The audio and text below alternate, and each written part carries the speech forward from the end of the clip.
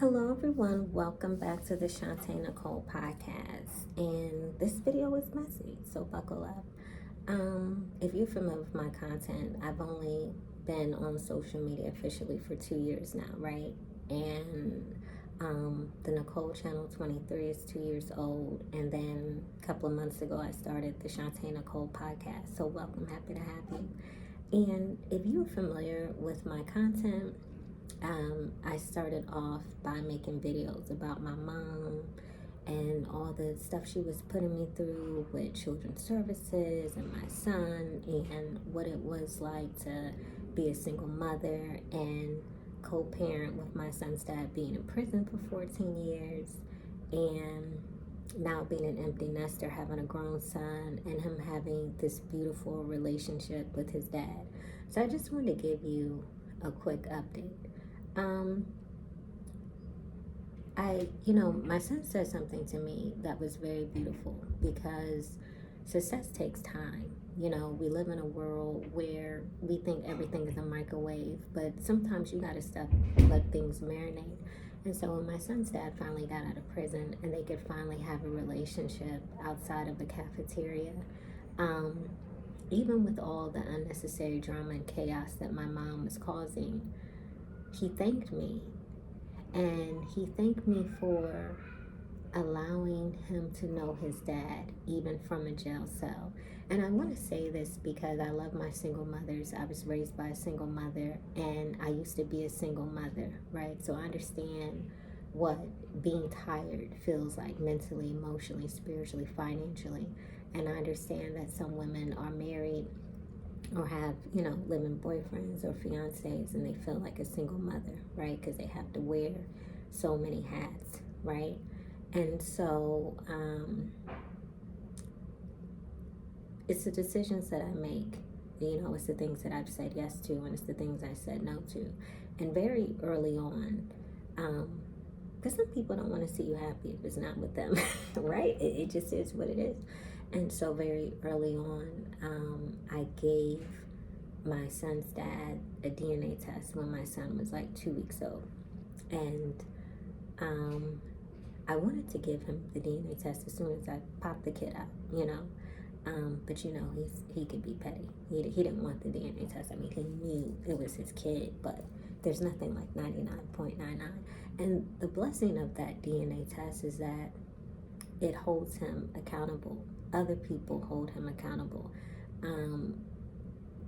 I'm extremely grateful to his dad and his dad's side of the family for giving me breaks. And I want to volunteer information. I hope and pray that this message is a blessing to you.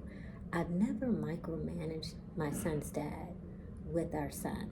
Like, I've never even called and check up on him. I mean, to be honest, he unfortunately caught the case when our son was 6 months old and went to prison when our son was 2. So he pretty much spent my son's entire life in prison. But before he went to prison and when he got out, I've never micromanaged him. I've never, told him who he could or couldn't be around. I've never stopped him from knowing both sides of the family. Like, pretty much every single time my son has spent time with his dad or his dad's side of the family, I'm not even there, right? I treat co-parenting like a business. It's just black and white. There is no gray. And I want to volunteer this information because sometimes the reason why I volunteer, conversations about therapy is because you have every right to feel how you want to feel. Your feelings, your emotions, you're entitled to that. But it's not a good idea to live there. Sometimes you got to run even your personal relationships as a business, and it's like, what is the best interest of the child? And if the best interest of the child is to give the child something that me and his dad didn't have, which I don't know my dad, and his dad doesn't know his dad, you always want more for your kid, right? And so it's important to give them the opportunity to spend quality time with both sides. And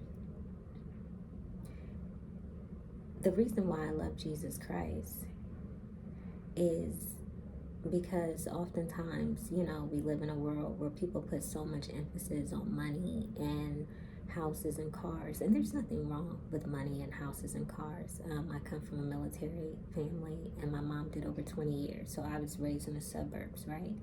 And I had a good childhood, but I'm grateful to Jesus for things that money can't buy. When you make a decision 18 years ago and then it comes back to bless you, that's what I'm grateful for.